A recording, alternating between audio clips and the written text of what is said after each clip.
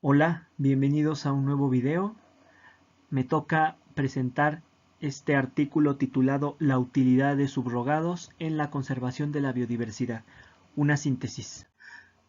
A manera de introducción, los autores nos dicen que al momento de hacer conservación se requiere de un amplio conocimiento de las especies bajo estudio.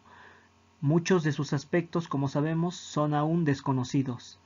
Y ya que es imposible estudiar a todas las especies en una cierta área geográfica, entonces surge la necesidad de plantear el uso de subrogados, el cual es un método que permite utilizar una o pocas especies que son bien conocidas, que nos permitan representar a las especies menos conocidas. Los autores posteriormente nos indican que existen 5 tipos de subrogados de especies comúnmente aplicados en la literatura, los cuales son las especies indicadoras, los taxones amplios, las especies sombrilla, las especies clave y las especies insignias. En la literatura se ha sugerido utilizar este tipo de subrogados. Para ello se requiere un amplio conocimiento acerca de la biología general de estas especies que van a ser propuestas como subrogados. La forma de evaluar a los subrogados es su capacidad de representar adecuadamente a las otras especies. Esto se identifica cuando se identifican patrones, es decir, que esas especies bajo estudio comparten historias de vida o requerimientos ecológicos.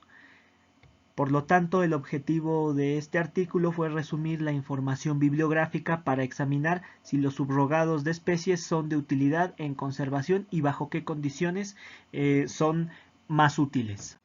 Como metodología, se hizo una búsqueda de artículos. Para ello se usó la base de datos Scopus, la colección núcleo de Web Science, ArcGIS y CAP Abstracts. Los artículos fueron clasificados con base en 2 categorías. Los metaanálisis se centraron en correlaciones entre subrogados y sus especies asociadas, mientras que la revisión de la literatura utilizó información sistemática y no sistemática para identificar estudios primarios. Como resultados, se identificaron 34 artículos informativos, de los cuales 13 fueron metaanálisis y 21 fueron revisión literaria. 17 evaluaron a las especies indicadoras, 4 a los taxones amplios, 10 a las especies sombrilla, 5 a las especies clave y 2 a las especies insignia. 18 se enfocaron en un solo grupo ecológico o taxonómico y el resto se enfocó en múltiples grupos. En cuanto a los resultados obtenidos en las especies indicadoras, los metaanálisis revelaron correlaciones débiles entre la riqueza de este subrogado y sus especies asociadas.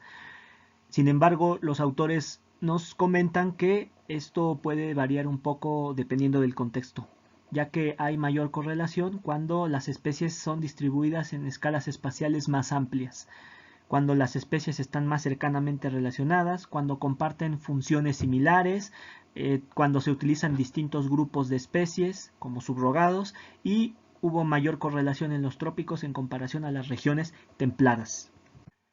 En cuanto a los taxones amplios, las correlaciones entre la diversidad taxonómica en taxones amplios y restringidos encontraron congruencia del 70%. Asimismo, los análisis de revisión literaria concluyen que este enfoque no debe utilizarse si los grupos no se sustentan filogenéticamente.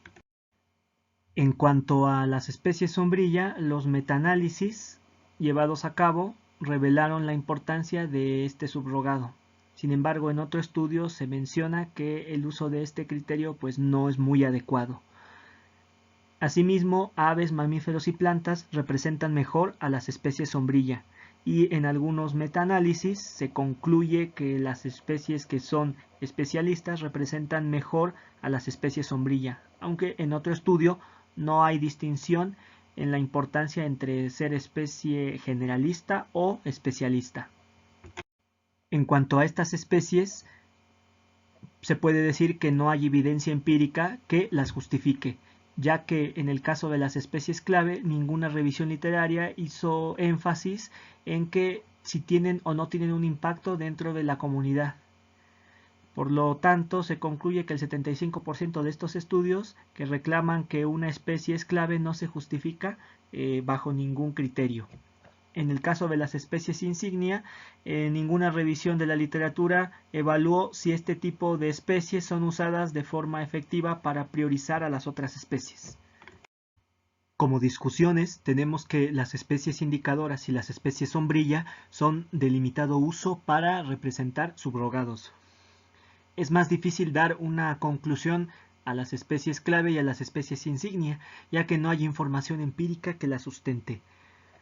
Una razón de por qué estos subrogados de especies tienen usos limitados es la presencia de factores estocásticos. Asimismo, los taxones amplios pueden tener cierta utilidad debido a sus fuertes correlaciones que la sustentan, como vimos anteriormente. Las mayores correlaciones se dieron en escalas espaciales amplias, lo cual puede deberse a que estos patrones son producto de factores ambientales compartidos por muchas especies. También se ha sugerido que ciertos rasgos en las especies pueden incrementar la probabilidad que sean utilizadas como subrogados. Como conclusiones, los subrogados de especies presentan limitaciones en su uso, siendo el taxón amplio el más útil debido a la fuerte correlación que presentan sus elementos, y puede resultarnos útil en un contexto de monitoreo de ciertas áreas geográficas. Parece ser que es mejor utilizar especies múltiples como un subrogado, y algunos metaanálisis sugieren que los subrogados de especies son más probables a ser útiles si comparten patrones con las especies que representan. De mi parte sería todo. Muchas gracias.